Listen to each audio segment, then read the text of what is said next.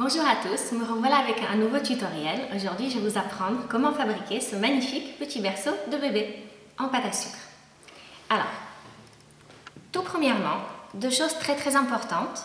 La première, c'est de commencer votre berceau bien à l'avance. Surtout, ne le faites pas à la dernière minute parce que vous prenez le risque que le berceau ne tiendra pas, se cassera et vous serez malheureux parce que ça serait trop dommage de rater cette belle occasion de décorer un beau gâteau de baptême ou de naissance.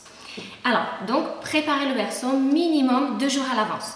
Si c'est une semaine, même 2 semaines à l'avance, c'est très bien. Comme ça, le berceau aura bien le temps de sécher. Et quand on va le coller, la colle aussi aura bien de sécher. Donc, il va bien tenir ensemble. Donc ça, minimum 2 jours à l'avance, très important. Deuxième chose très importante, choisissez bien votre pâte. Un petit conseil d'amis, prenez la pâte à fleurs de chez Rencho.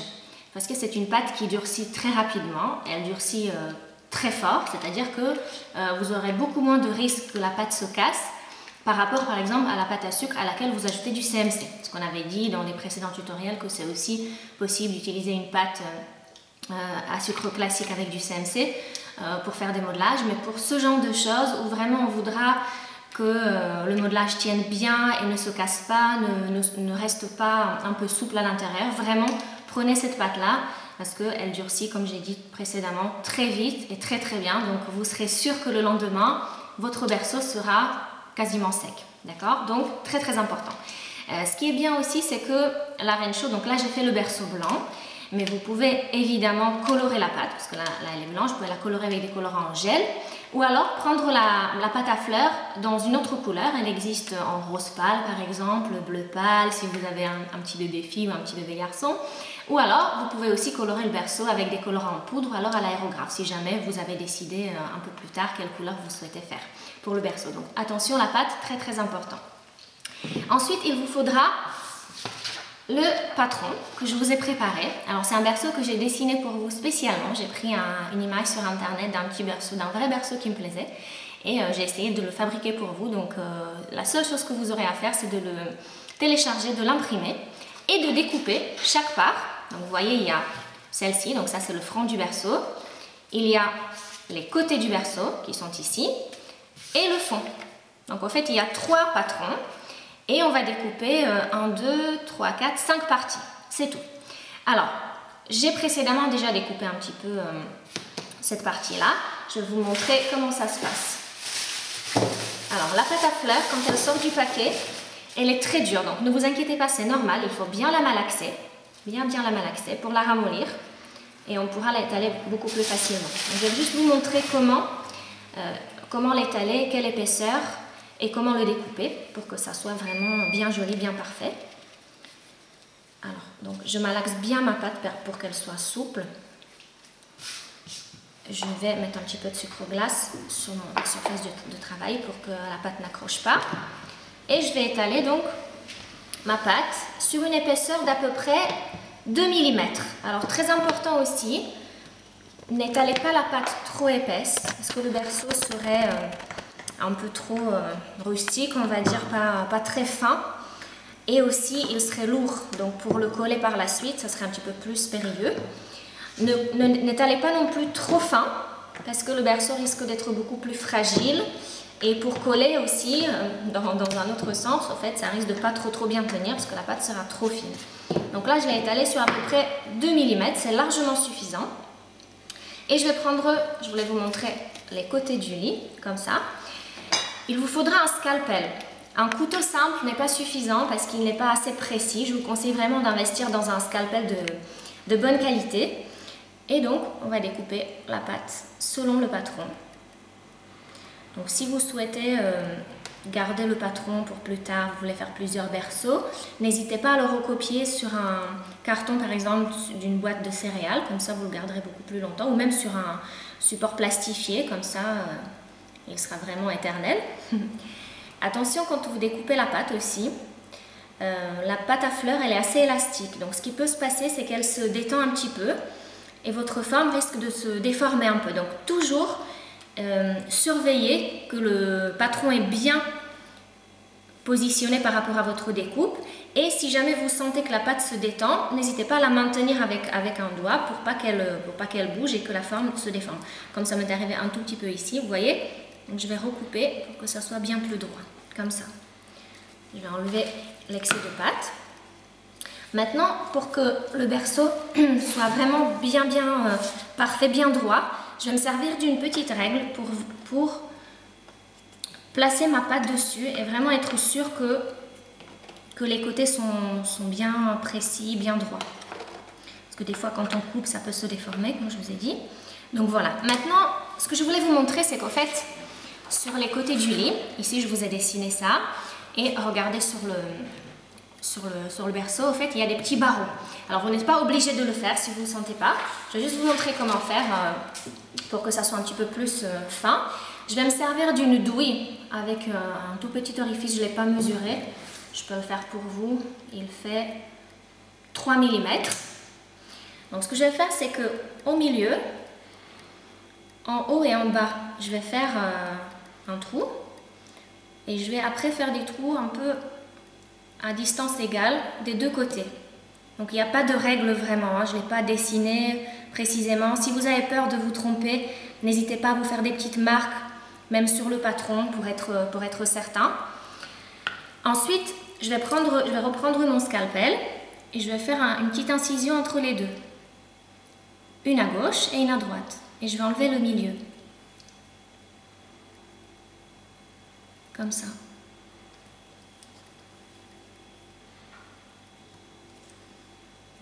Pareil sur les autres aussi.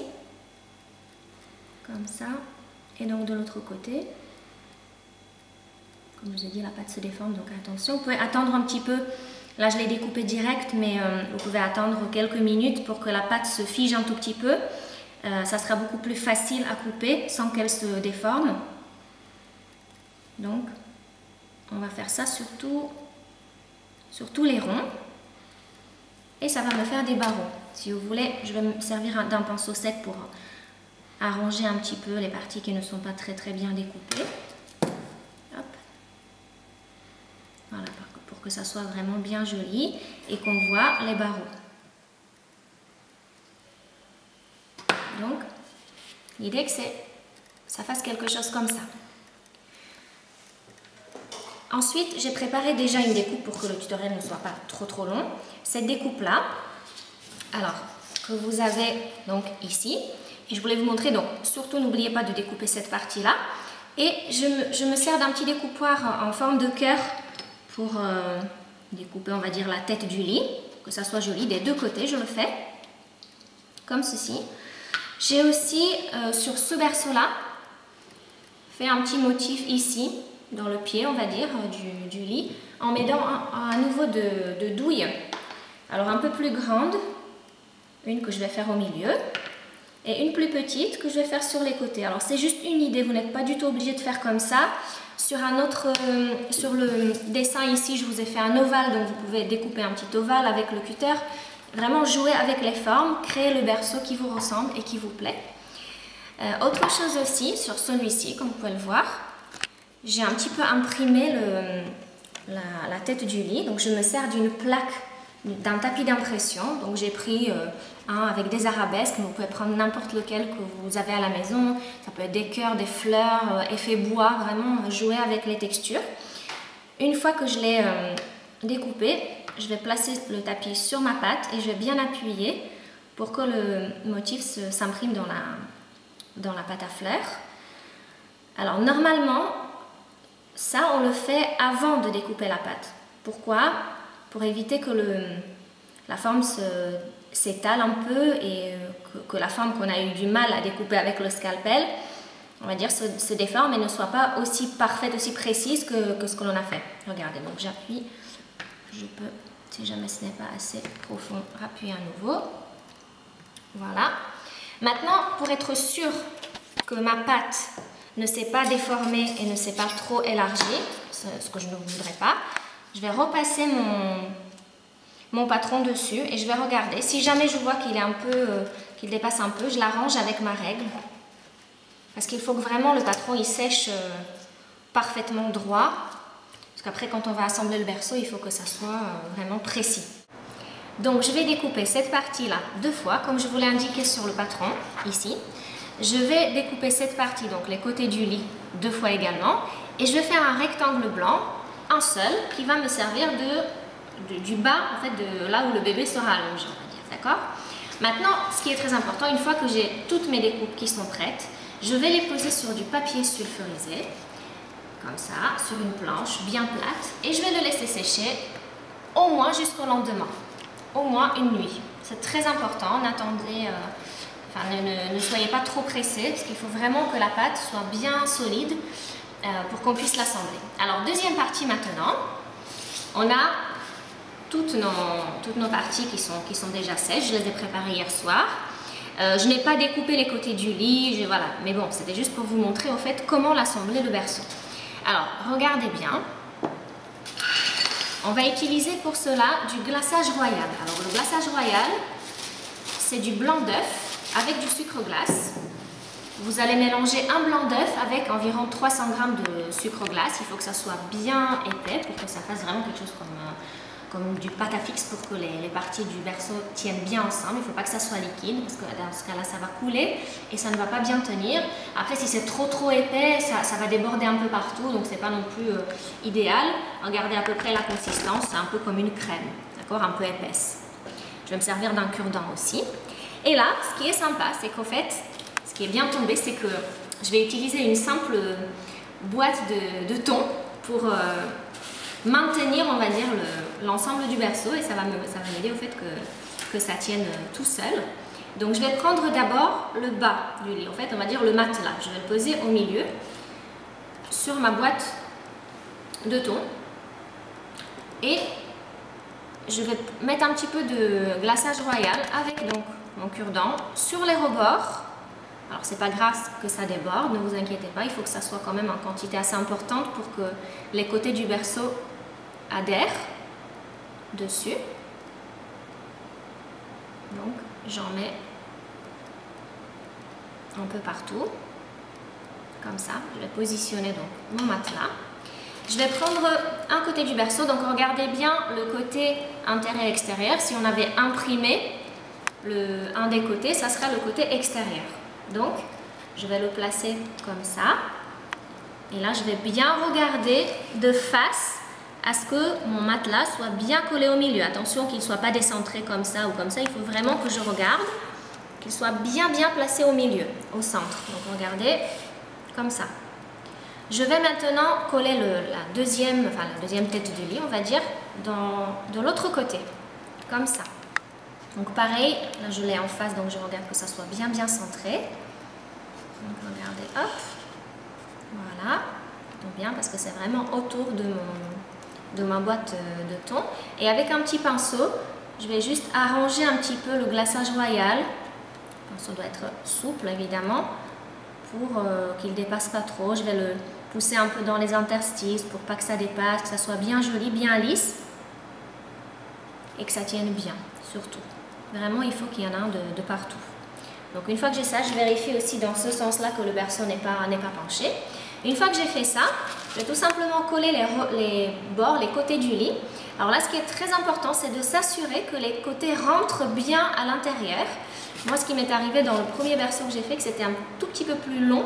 Donc j'étais obligée, sur la pâte qui a déjà séché, de le redécouper un tout petit peu sur les côtés avec mon cutter. Donc attention de ne pas briser la pâte, il faut aller vraiment doucement. Mais si c'est trop long, surtout coupez-le parce que sinon en fait les côtés du lit seraient obligés de s'écarter et après il y aurait des interstices qui seraient difficiles à combler. Donc là je pense que ça sera peut-être un peu le cas ici. Donc je vais le recouper, je vais vous montrer comment ça se passe. Un tout petit peu. Attention. Je le recoupe un tout petit peu sur les côtés. Donc attention, vous voyez que la pâte elle est dure. Donc c'est vraiment facile à couper. Mais j'y vais doucement pour pas que mon panneau, là, mon panel se brise. Je réessaye à l'intérieur. Est-ce que ça rentre mieux maintenant? Encore un peu. Donc vraiment c'est très important ces mesures-là parce qu'il se peut, vous avez vu qu'on avait découpé la même chose. Mais des fois la pâte, comme vous avez vu au début, elle se détend un peu. Donc c'est tout à fait normal, ne vous inquiétez pas. Il suffit juste de le découper. Là c'est parfait. Donc ce que je vais faire à nouveau, comme précédemment, je vais prendre un petit peu de glaçage royal et l'appliquer donc sur le rebord du côté, là comme ça, du berceau, des deux côtés, donc de façon assez généreuse. Encore une fois, on peut enlever l'excès, mais si jamais j'ai collé, il n'y en a pas assez, ça serait difficile d'en rajouter, puisque ça colle vraiment, on va dire quasi instantanément, comme c'est une colle qui est assez épaisse. Hop, comme ça. Donc regardez, je vais insérer le panneau. Ah, j'ai oublié aussi d'en mettre évidemment ici, c'est le bas. Il faut que ça colle, il faut que ça tienne de tous les côtés, pour pas que ça bascule. Donc voilà, je mets comme ça. Et maintenant donc, je vais glisser mon panneau à l'intérieur, je vais bien le positionner. Je vais le coller sur les côtés du lit. Et toujours avec mon pinceau. Je ne sais pas ce que ça donne de ce côté-là. Mais en fait, je vais enlever les gros morceaux de glaçage qui dépassent, qui ne sont pas jolis. Je vais essayer de le faire comme ça pour que vous voyez bien. Ok, donc là, tout ce glaçage-là, je peux le glisser un petit peu là. Je passe le pinceau pour enlever vraiment l'excès du glaçage. Le pinceau peut l'humidifier aussi un petit peu. Si je ne vois pas de l'autre côté ce que ça donne, mais voilà, là c'est bon. Il faut qu'on évite qu'une fois que ça sèche, il y a des gros morceaux blancs qui soient visibles, qui dépassent un peu de tous les côtés. Il ne faut pas du tout qu'on voit les jointures. Si jamais vous avez un petit trou par exemple, c'est-à-dire que les panneaux n'adhèrent pas à 100% l'un sur l'autre, n'hésitez pas à ajouter un petit peu de glaçage royal dans l'interstice et avec un petit pinceau humide, glisser un petit peu comme ça, lisser et en fait combler ce petit interstice. Maintenant, on va faire l'autre côté. Donc pareil, le panel. Je vais le faire plus rapidement parce que vous avez compris le système de toutes les façons.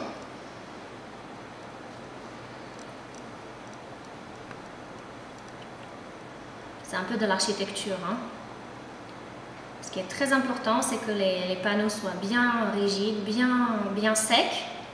Si c'est le cas, il n'y a pas de risque que ça se casse ou que ça ne tienne pas. Donc ne vous inquiétez pas, vous pouvez y aller.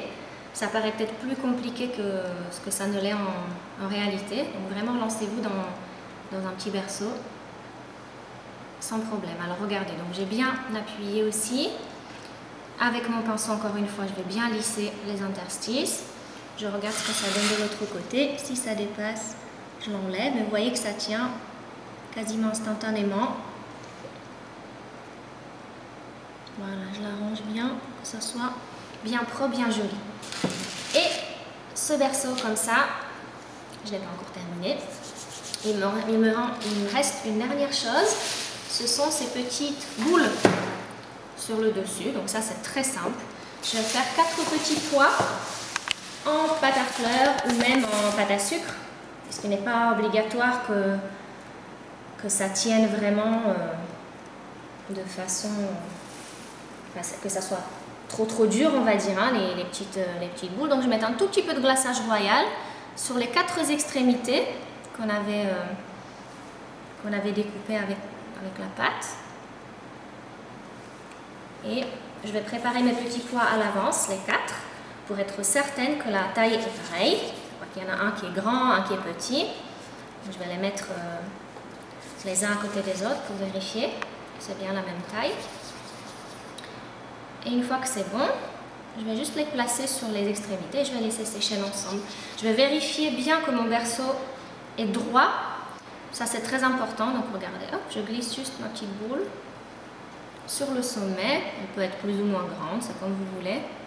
Là, je vous ai dit petit pois, mais ça peut être plus petit ou plus grand. Vous pouvez mettre d'autres formes aussi si vous voulez, des petits cœurs, des petites fleurs, ce qui vous plaît.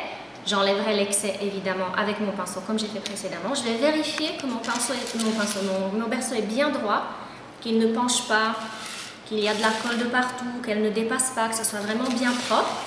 Et je vais le laisser sécher jusqu'au lendemain minimum. Si c'est plusieurs jours, c'est encore mieux. Voilà, et une fois qu'il est prêt, je vais tout simplement délicatement l'enlever de dessus la boîte et j'ai mon berceau qui est tout prêt comme celui-ci. Donc attention à le manipuler avec précaution parce que ça reste quand même fragile même si c'est de la pâte à fleurs.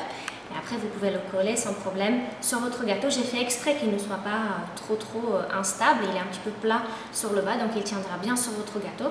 Vous mettez juste un petit peu de glaçage royal en dessous et vous pouvez placer votre berceau sur le gâteau.